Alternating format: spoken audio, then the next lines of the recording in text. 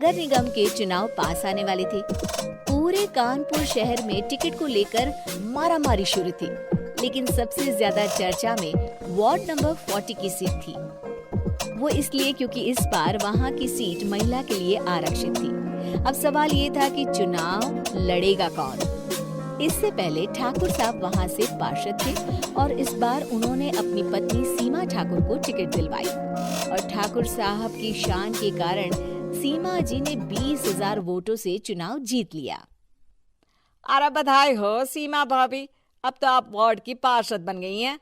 अब तो हमारे काम आप ही करवाएंगी। अरे ये तो सिर्फ नाम की पार्षद बनी है, वो तो महिला सीट आ गई, वरना पार्षद तो मुझे ही बनना था। अब भले ही चेहरा इसका होगा, लेकिन पावर तो मेरी ही होगी। अरे वाह भाई साहब, क्या दिमाग लगाया है आपने भी। आइए आप लोग, खाना लगा दिया है सबके लिए। सीमा जी पार्षद बन चुकी थी, फिर भी उनकी एक ना चलती। सारे काम ठाकुर साहब खुद ही संभाल लेते और जहां जरूरत पड़ती वहां सीमा जी का अंगूठा लगवा लेते। सीमा जी ज्यादा पढ़ी लिखी भी नहीं थी।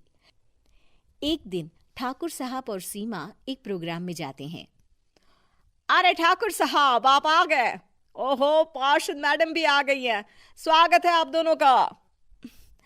लगता है हमारे पार्षद फंड का सही इस्तेमाल हो रहा है। चलिए अब उद्घाटन करते हैं। ये लीजिए ठाकुर साहब कैची, आप ही सबसे पहले प्रवेश कीजिए। सब लोग आगे निकल जाते हैं और सीमा जी पार्षद होने के बावजूद भी पीछे खड़ी रह जाती हैं। वो देखती हैं कि वेलकम बोर्ड पर उनका नाम है, लेकिन महिला होने के कारण कोई उनका सम्मान नहीं कर रहा। अगले दिन एक आदमी उनके घर आता है। अरे ठाकुर साहब नमस्कार।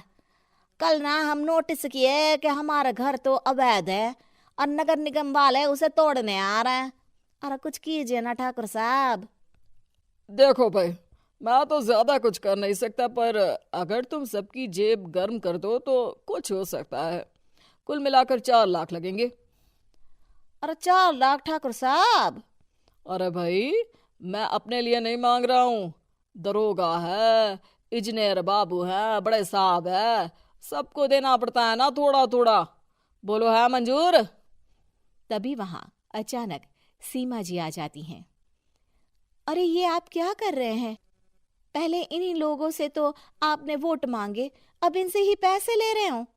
अरे चुप रहो तुम। तुम्हारा काम है सिर्फ अंगूठा लगाना, तुम वही किया करो। मुझे दूसरे काम तुम मत सिखाओ, समझी? और तुम ना जाओ, अब पैसे लेकर आओ, वरना जेसीबी किसी भी वक्त आती होगी। सब कुछ ऐसे ही चलते रहता है।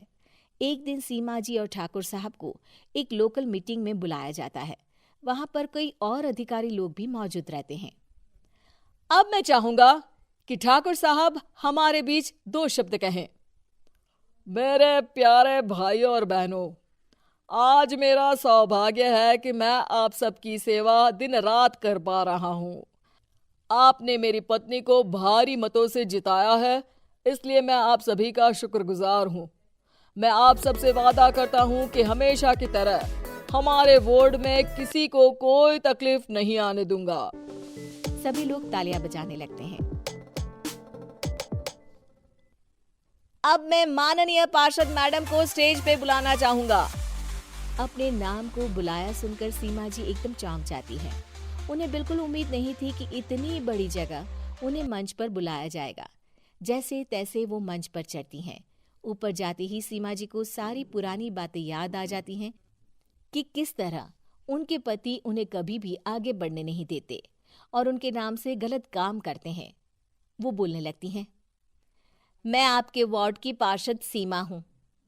आप में से बहुत कम लोग ही मुझे जानते होंगे, क्योंकि इससे पहले मुझे कभी ऐसा मौका ही नहीं मिला। सारे मौके मेरे पार्षद पति यानी आपके ठाकुर साहब ही लेते रहे, लेकिन आज ये मौका मुझे मिला है तो मैं इसे ऐसे ही नहीं जाने दूंगी। मैं आपको ये बताना चाहती हूँ कि आपके ठाकुर साहब मेरे नाम की आड़ में गैर कानूनी काम करते हैं, जिस पर अंगूठों के निशान मेरे होते थे।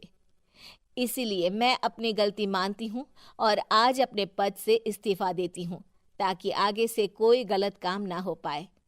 अब फैसला आप सबके हाथ में है कि आप हमें क्या सजा देना चाहते हैं। सीमा जी की बातें सुनकर ठाकुर साहब के चेहरे का रंग उड़ जाता है और वो शर्म से मुंह नीचा करके वहां से चले जाते हैं और पद से इस्तीफा देकर ही सही सीमा जी अपने आप में आत्मविश्वास महसूस करती हैं।